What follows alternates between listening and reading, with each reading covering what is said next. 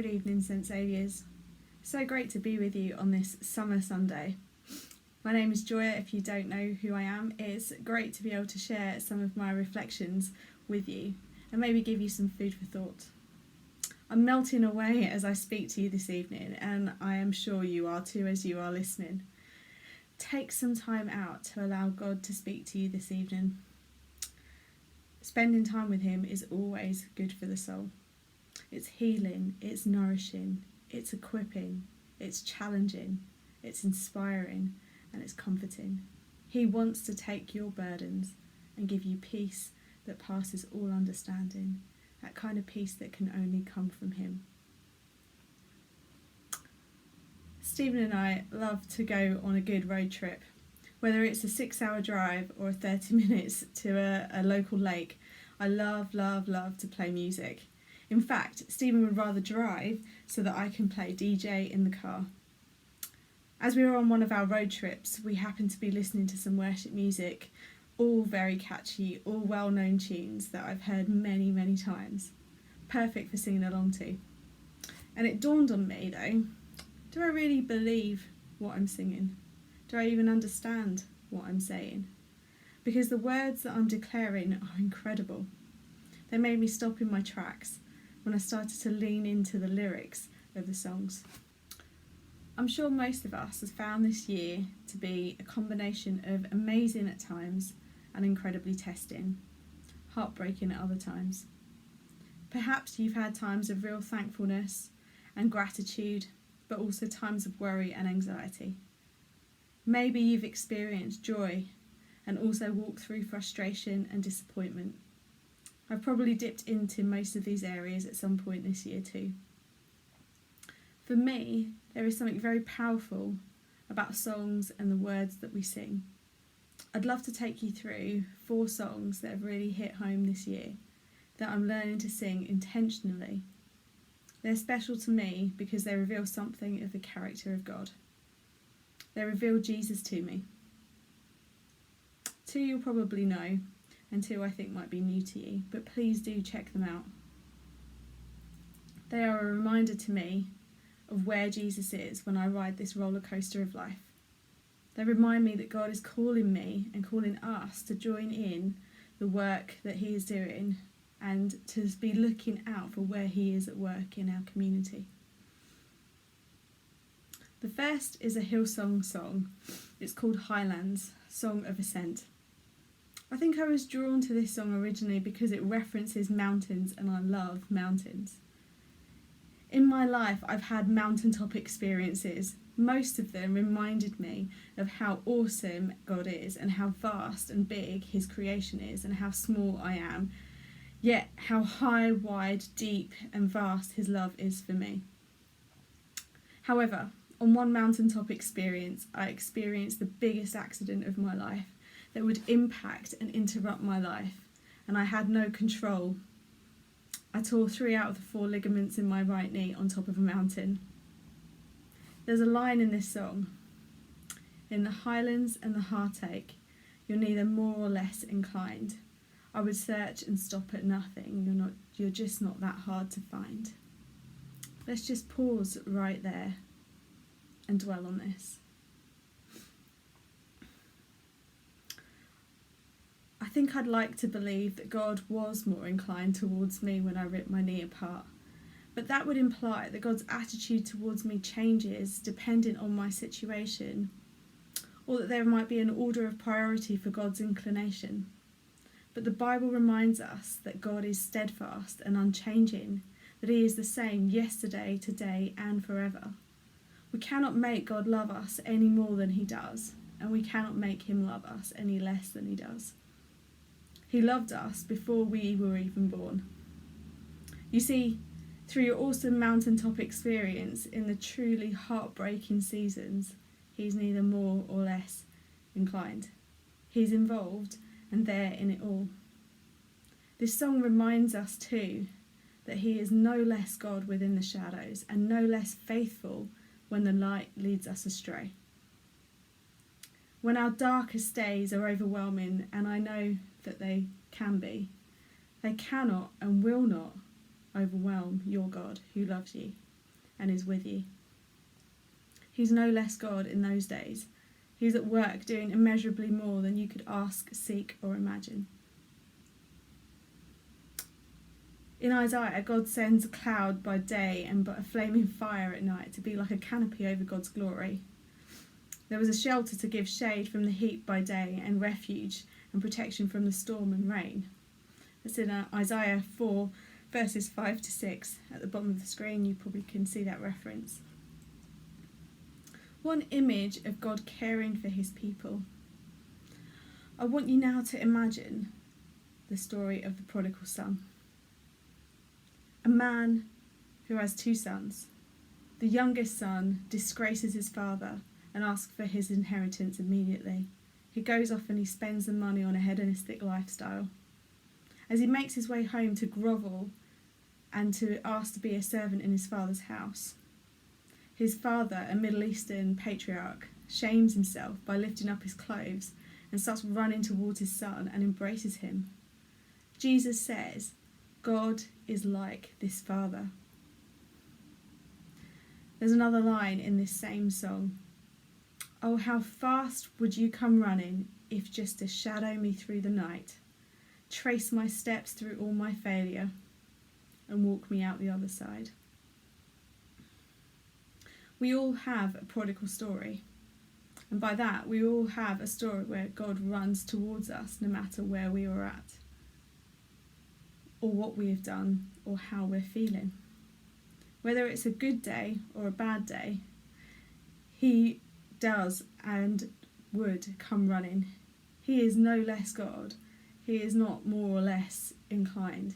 He promises to walk with us throughout our lives. It's easy to feel completely alone at times. Aloneness can look like many things that include being isolated, being the only one who thinks a certain way, standing up for someone or what you believe in, or even stepping out in faith. Daniel in the Bible and his 3 friends refused to worship anyone or anything that wasn't God, the consequence of which was to be thrown into a fiery furnace. But this wasn't the end of their story. They were in the furnace, but they did not burn up. They were completely unharmed by the flames because there was another in the fire with them, protecting them. I don't know about you, but I'd like to think that protection looks like not being in the fire at all. But time and time again, I see that there is a reminder that in this world we will have trouble and there will be days that feel like the fiery furnace. But that isn't the end of the story. There is another in the fire standing next to you. God remains God who will bring you through life, but we do have to walk through it. As Moses led the Israelites out of Egypt, they faced an impossibility, the Red Sea. God didn't just magic them to the other side. He was holding back the seas as they walked through. They had to know that they were walking knowing that Pharaoh's army was chasing them. But the same God who held back the sea would be there on the other side. Another Hillsong song reminds us that there is another in the fire, standing next to me. There is another in the waters, holding back the seas. And should I ever need reminding how good you've been to me, I'll count the joy from every battle, because I know that's where you'll be. There is a response that is common in both songs, and it's praise. Throughout the Psalms, David laments and then he praises. When Paul is in prison, he praises. When the walls of Jericho came crashing down, it was because they were praising. There is something about worship and praise that changes us and changes the atmosphere. We do not need to change God's mind about how much he cares or how much he loves us, because he is love. But our praise for him changes us somehow. In the first song we sang, I'll praise you on the mountains, I'll praise you when those mountains are in my way. And in this last song we're reminded, should I ever need reminding how good you've been to me, I'll count the joy in every battle, because I know that's where you'll be. My musings and journey through life and getting to know who God is has brought me to a place where I believe that Jesus said, "In this world you will have trouble, but take heart, I've overcome the world." This life is littered with awesome and trouble, but Jesus has overcome the world. The next two songs I want to introduce you to remind me that God wants to partner with us through the awesome and through the trouble, to truly have life and life in all its fullness. And also that God is with us and he is moving and stuff happens. He wants us to join in where he's moving. There's a Jesus Culture song called Move, and one of the verses goes like this: "When you move, darkness runs for cover. When you move, no one's turned away. Because where you are, fear turns into praises. And where you are, no heart is left unchanged." I was floored when I heard this for the first time. I had to play it again. What if I really believed that darkness cannot stay where Jesus is? What if I really believed that Jesus was bigger than my fears? And if Jesus is here, no one gets turned away. When we say that God is moving in our church and in our families, is this what is happening? How exciting it is to partner with and declare that this is happening in our churches and in our communities. Because where Jesus is, no one gets turned away. Another verse says, "When you move, the outcast finds a family. When you move, the orphan finds a home." God is moving and we get to be a part of this. Life is not about avoiding life, but about leaning into where God is, believing that he is bigger than all of your mountains and all of your failures, and knowing that he loves you so much and that he's always loved you. These songs have taught me that life will have highlands and there will be heartache, and God remains the same throughout these seasons. He's no more or less inclined. That everything I go through, God is standing with me in it, walking me through it. He loves me to the point that he comes running towards me as I try to find him, and that he wants to partner with me. Giving God control of my life and allowing him to show me what happens when I remove my controlling behaviours and I walk with him is possibly one of the hardest things I've been learning to do. In many ways, the more skilled and trained and efficient I become, the harder it becomes for me to relinquish that control. Or should I say, the harder it is to remember to submit to God.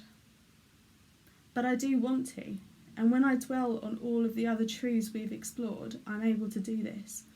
It's an ongoing lesson and an exercise for me, but I'll keep doing it. So my last song that I want to introduce you to is called Control by 10th Avenue North. I've had plans shattered and broken, things I've hoped in fall through my hands. You have plans to redeem and restore me. You're behind and before me. Help me believe.